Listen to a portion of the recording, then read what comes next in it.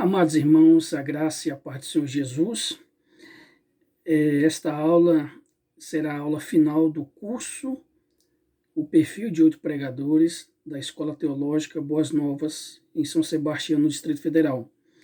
Nós já analisamos 7 pregadores e agora nós vamos para o último. Lembrando que os 5 primeiros foram aulas presenciais, mas devido à pandemia, nós resolvemos fazer as 3 últimas aulas à distância, mais precisamente com essas videoaulas em que colocaremos no YouTube. No primeiro curso, nós analisamos 5 pregadores: João Calvino, Charles Spurgeon, Martin Lloyd Jones, John Piper e Augusto Nicodemos. No segundo curso, nós estamos analisando 8: Martin Lutero, John T. Edwards, George Whitefield, Billy Graham, John MacArthur, Timothy Keller, Hernandes Lopes e, por último, nós vamos analisar o Emílio Garofalo Neto.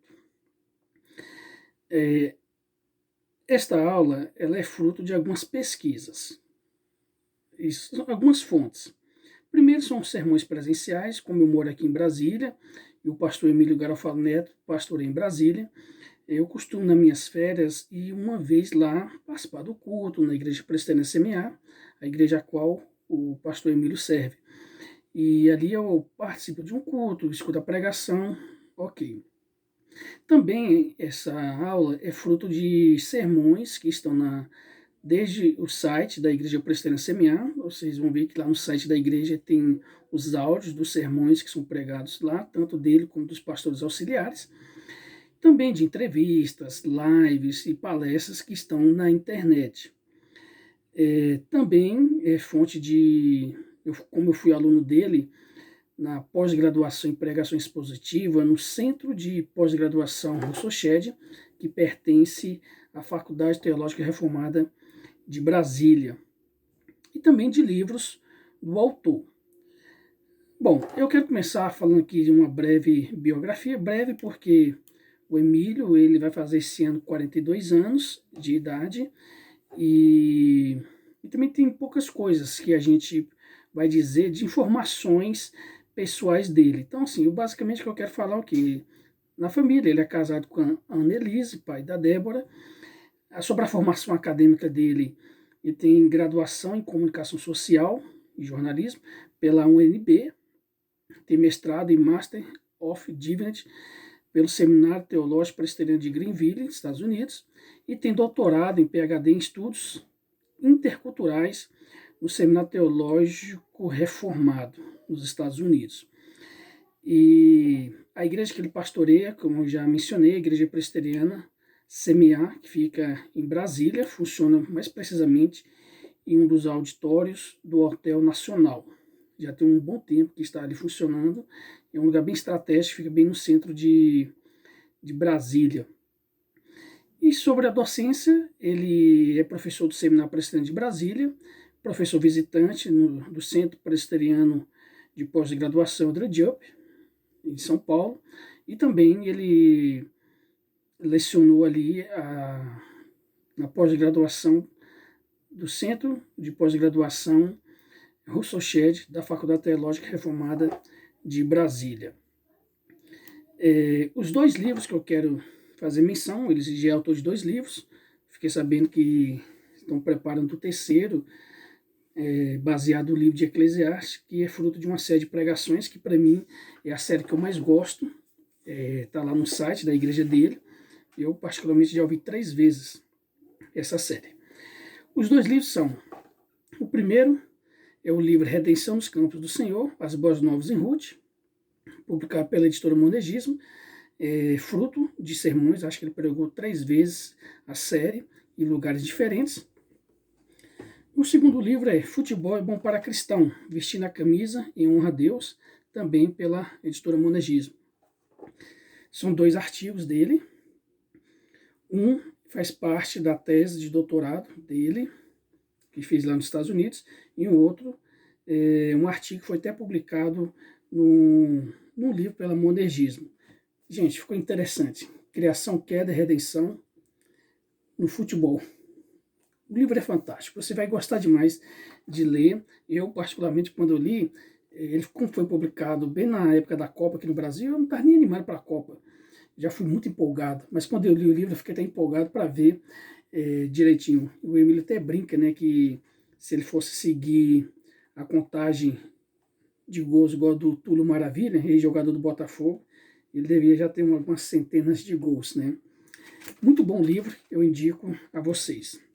Bom, o Emílio, ele tem um pequeno vídeo na internet que ele fala sobre os pregadores que mais influenciaram ele. De tantos, ele mencionou aqui uns 3 que eu quero compartilhar com vocês.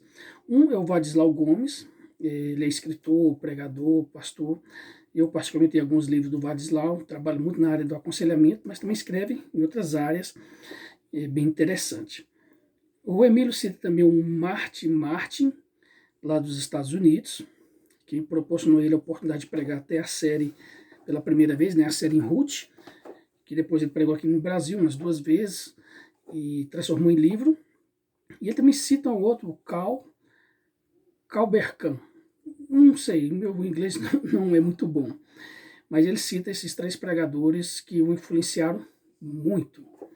Sobre os aspectos teológicos que a gente sempre tem feito nas nossas aulas, o Emílio ele é um exímio pregador reformado, claro, é da Igreja Presbiteriana do Brasil, mas assim, ele não camufla, ele não esconde, é bem claro a forma como ele expõe a doutrina reformada no sermão, na aula, nas palestras dele. É notório os 5 pontos do calvinismo, os 5 solas, a teologia do pacto, que ele expõe bem. Então, assim, de um modo geral, a cosmovisão reformada, a teologia que ele desenvolve ali. Se você ler os livros, você vai perceber isso, ouvir os sermões dele, sermões dominicais, assistir aulas dele, as palestras, você vai observar esses aspectos teológicos. Sobre a análise homilética, o Emílio, ele tem uma capacidade de criar ilustrações, e assim, são bem criativas. Ele consegue pegar uma coisa assim do dia a dia tão simples e criar uma ilustração que às vezes inicia ali o sermão, ou no decorrer do sermão, às vezes ele inicia o sermão com essa ilustração, lá na frente ele toca novamente nessa ilustração, que amarra algo bem interessante. É muito bom ver, e ele costuma sempre ilustrar o sermão, e assim, é uma forma bem interessante. Eu, da minha pós-graduação, pregação expositiva, o meu artigo foi sobre aplicação sermonária.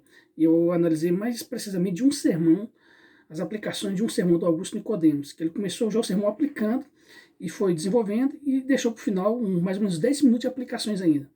Que não é tão costume do Nicodemos fazer esse tanto de aplicações. Foi um sermão muito interessante e muito bom.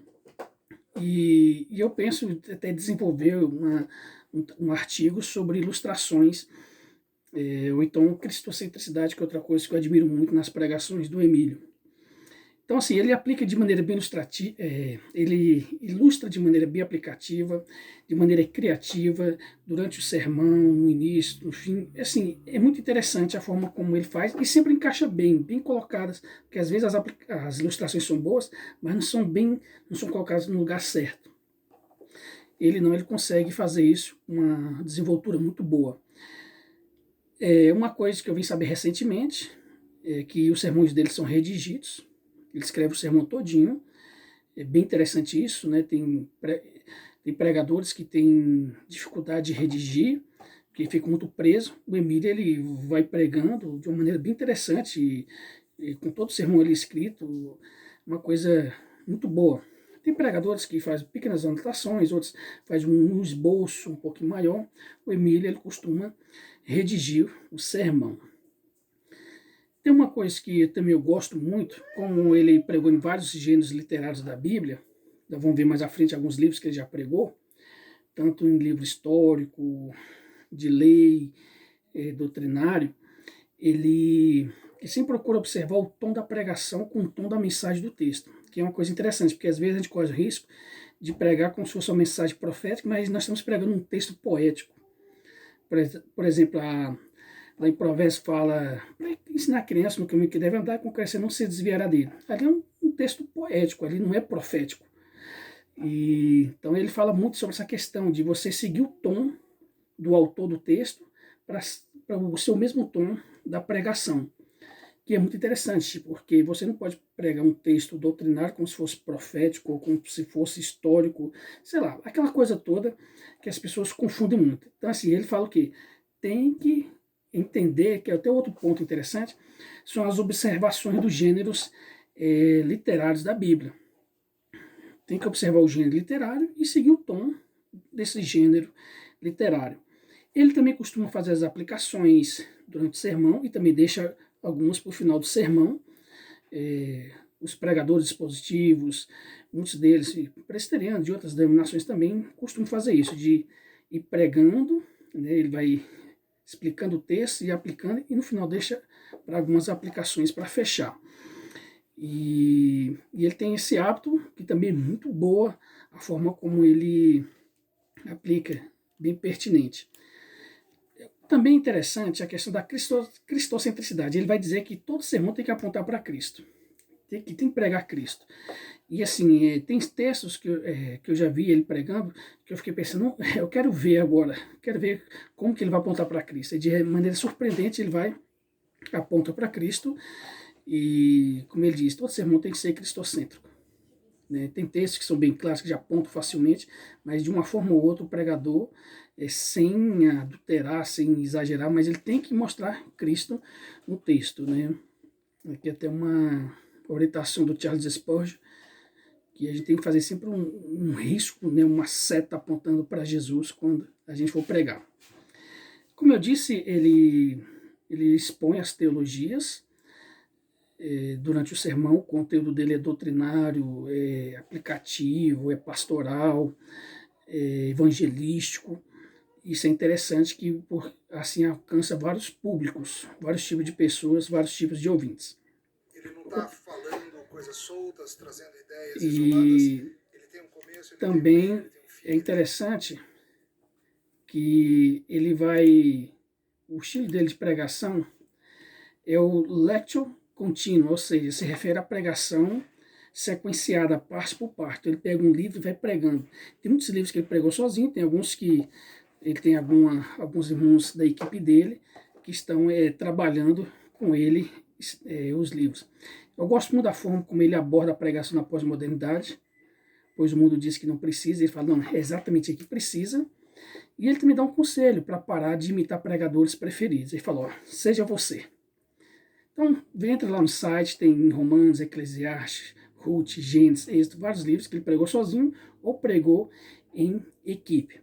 Eu sugiro que vocês escutem o Emílio pregar, vocês vão gostar bastante, e espero que essa aula edifique muito a sua vida, em nome do Senhor Jesus. Deus abençoe a todos, fiquem com Deus.